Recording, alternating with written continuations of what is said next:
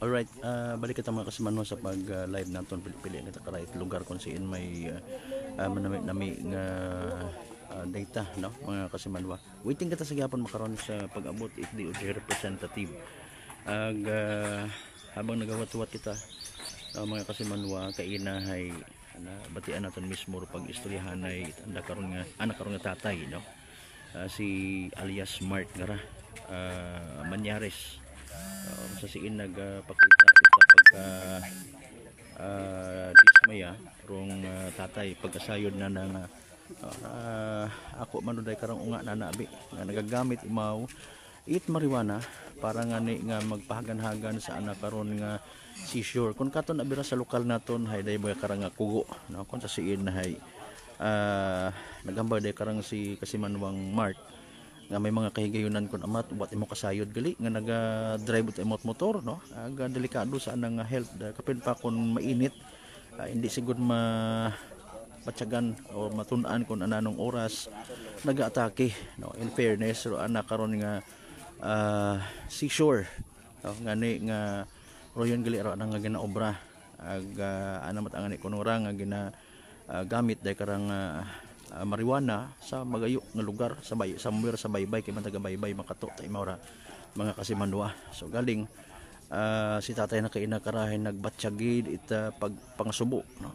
Kapin pa ay ginabakan man yan gali kun imawra itbugong ana nga maintenance, no, mga kasimanwa. Galing wa gid man suko-suko nga dayat ana ro ginaobra pagid nga alternatibo kumbaga nga pagpahagan-hagan sa anak karon nga ginabatyag, no. Ngani nga ana lang raman nga ginako kay ina sa tubang ni tatay nagpangayo magpasensya. Okay, nagkadua-duga to ng signal, pasensya gid. Waiting lang sa gihapon sa DOJ representative sa pag rekisa kana kara kun ano para mga posible nga ma-recover, no? Most probably rong by bus money mga Kasimanwa na kaya bati kita istorya to kay nga ginalid sa ginpilak, no. Tapos nga ni mo karang ginaligar gindumog it mga operatiba para pangayo man magpasensya kay inay wa bi kuno ka uniforme, no. Hindi man pwede pwede mag-uniforme ato yung mga operatiba kung nagakandak ita makarayang by bus operation. So wilig man sigon imo nga makipagbuligan sa aton yung mga operatiba mapaman imora makaabil man imo ita plea bargaining, no. Depende man depende, no, kung anano magandagan ko posible na nga pagkooperar man sa aton ni mga kapulisan, sa aton ni mga operatiba. Ay tanan man kumbaga may ano man may kaygayunan man nga magbag-o, may kaygayunan man nga i-correct rong dagagan ita kabuhi mga Kasimanwa. Yaman sa atong likod actually makaron dong mga naka-uniforme naton yung mga kapulisan ito naman siya MPS actually ikuan man abira joint operation, ngani nga pisarang bagunta may shot man lang abi man narong ma-recover etc.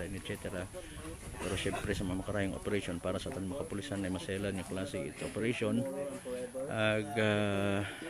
ro kwan kara rong pagbantay abi sa pagpadayon nga kampanya nga sa illegal drugs, no. Ay nagapadayon tara mga Kasimanwa. So saypot lang kita sa pag-abot aton nga DOJ representative. Naghugaw-hugaw na gid man so far nung fan ugan.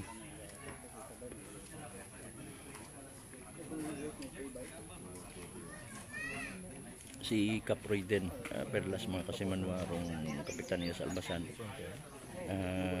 Nagabus-bus interview ka na ro pala man natin pamakibahan sa profesyon.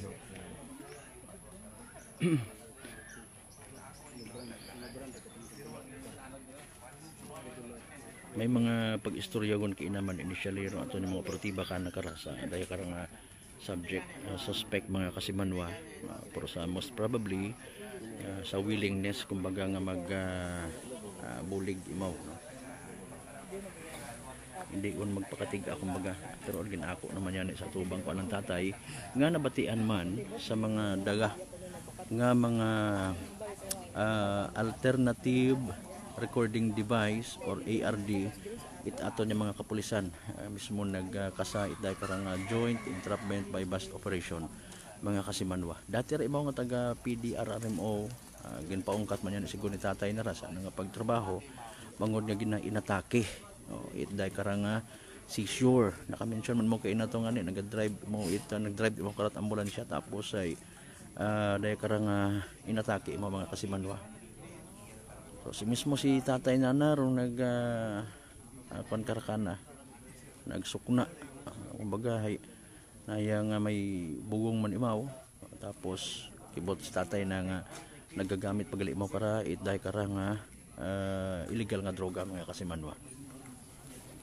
Anyways, kaina sa mga wa makapamati sa interview naton kay Cap Royden Perlas, Barangay Kapitan ni Talbasan. Gin-confirm katon as per result laboratory test nga positibo nga illegal man nga droga o kon particularly marijuana.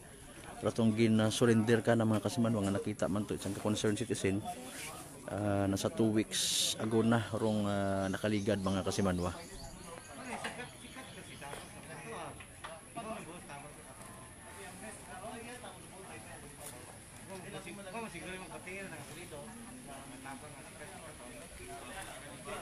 So standby sa pag-abot DOJ representative nga mga padayon sa dahil karang bypass operation mga kasimanwa.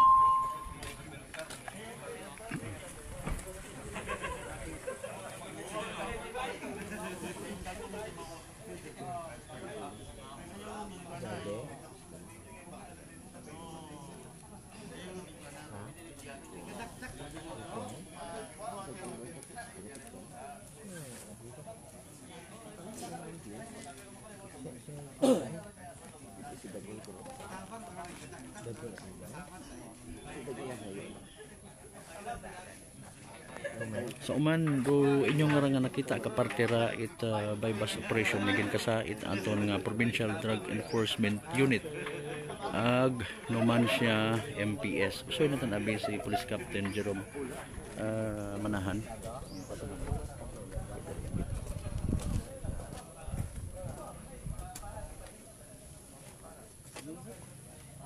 Alright. Ara yamakon sa aton nga kaya sa aton nga iping no. Dito katabi natin ngayon si Police Captain Jerome Manahan mga kababayan. Kasi manwa no.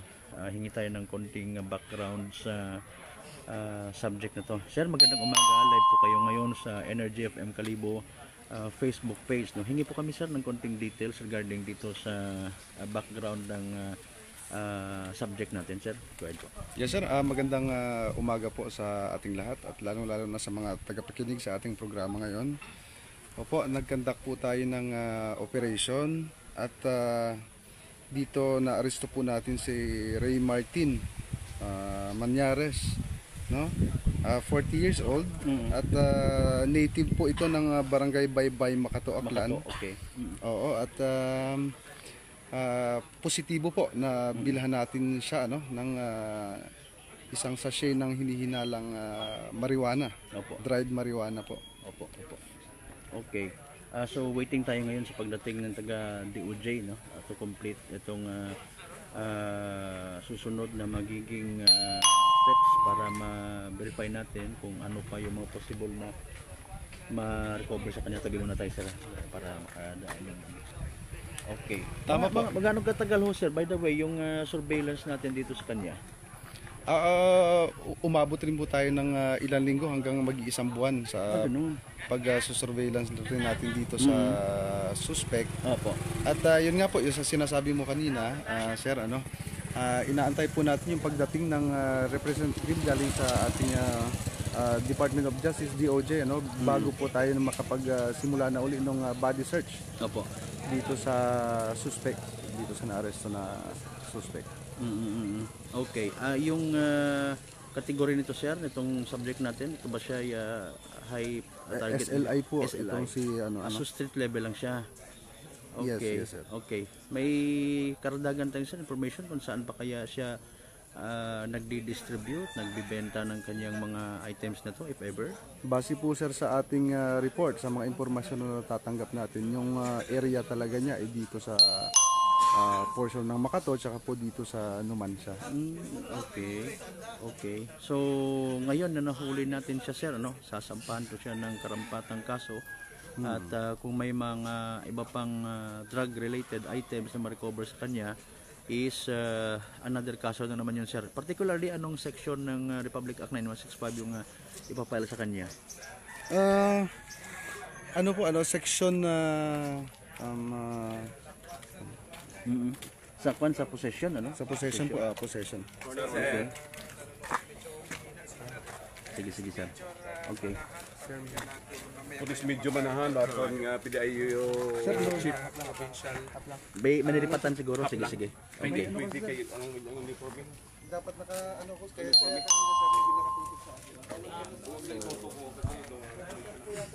Okay. Balik tayo mga kasimanwa sa area.